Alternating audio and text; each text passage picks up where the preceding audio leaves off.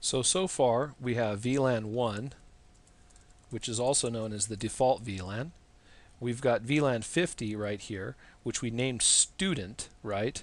And this VLAN 50 is actually what we would call a data VLAN. So here I've got the types of VLANs over here. Default VLAN, data VLAN, right?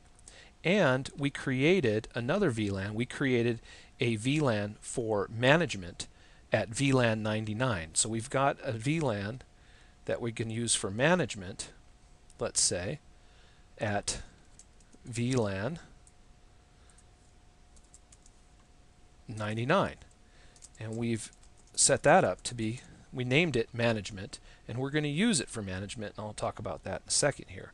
So we've got VLAN 1, VLAN 50, right? And what we'll do is we'll pull out another PC, and this PC we'll put on the VLAN 99, which we're reserving for management. I'll just say MGT there, right? So I'll get a cable, straight through cable. I'll cable it to this PC. I'll cable it to the switch at the last port, let's say 24, for our manager. And I'm going to put this one on, let's say, 192.168.99.100. Notice how I'm making the networks match the number of the VLAN. Now you don't have to do that, but it's helpful in kind of remembering what you're doing. What VLAN you're on will now correspond with the network number, right, of the network, and so that's helpful. And so what I'll do is take this PC and I'll set his IP address to be that. Alright. So now this PC is going to be on the 99 network. Now we still have to assign that port on the switch to that VLAN. So what we'll do is we will do a conf t int, which is short for interface, FA 0/24. Got to change that to a 0. And then I'll say SW tab switch port mode access, and then switch port access VLAN 99. Okay. Now, if we do a Control C and then do a show VLAN, you can see that there's the management VLAN, VLAN 99. Now port 24 is on it. Now our PC is on that port. Now, what's important about the management VLAN is the VLAN that, let's say, a manager or an administrator could remote into the switch to administer the switch or to manage the switch, right? So by remoting into the switch, what we mean is we mean possibly using Telnet insecure or SSH to remotely manage the switch. And that means the switch needs an IP address. Well, since we have the VLAN 99, which is our management VLAN, this is going to be the VLAN that we set up with an IP address so that this PC is able to communicate with the switch and remote into the switch. So what we'll do is we'll click on the switch.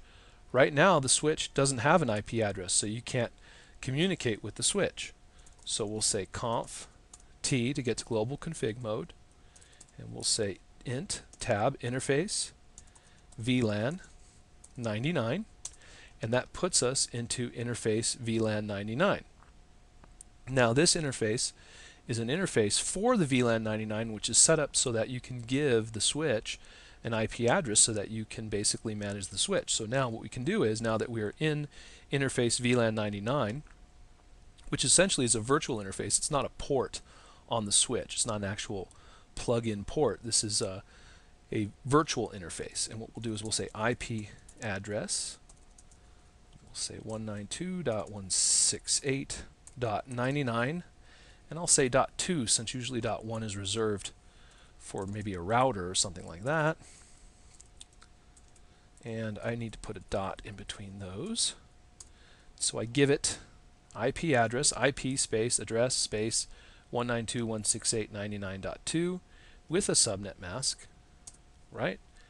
Then a no shutdown command, right? And now that interface has this virtual interface has an IP address, and we'll be able to, let's say, communicate with the switch. Now, let's take a look at our show running config, and you'll see that at the bottom of the configuration file, interface VLAN 1 is built in by default because VLAN 1 is the default VLAN, and you can see it has no IP address, and it was ready to go to take an IP address, but it's considered poor management to put the IP address on the default VLAN because, let's say, a hacker knows that VLAN 1 is the default VLAN, and they know that a poorly managed switch might have an IP address on that default VLAN, which every other computer is on, let's say, if they haven't managed the switch there.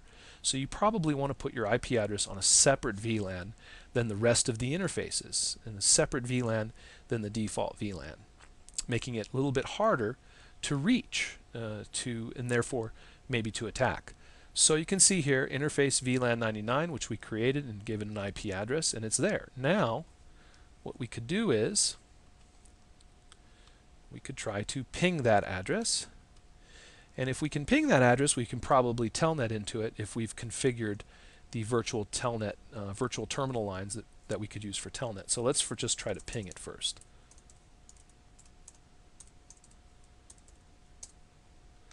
And we'll attempt a ping. Now, okay, we got a timeout, but then we got replies, right? So we were able to communicate with 99.2, and why is that? It's because we're 99.100, we're on the same network, right? We're on VLAN 99, and interface VLAN 99 has the IP address. So this is a communication. So now we've got the default VLAN covered, which we know is VLAN 1 by default. You can't get rid of it, can't change the name. You've got a data VLAN, VLAN 50, which is used just for moving data for all your users connecting to the switch, right? We've got a management VLAN, which is the VLAN that's going to have the IP address set on it, right? So we have the management VLAN. So now what we need to talk about is the native VLAN and a voice VLAN. Now, the CCNA curriculum barely talks about voice VLANs. Voice over IP and voice VLANs are just barely addressed in the curriculum a little bit, but the native VLAN in this chapter is a lot more important. Now, native VLAN is important when we start talking about trunk ports. Right now, these are all access ports. They have VLANs on them, but they're access ports. One VLAN per port, right? When you talk about a trunk port, you talk about a port that can carry multiple VLANs across one link. And so that's what we're going to talk about next.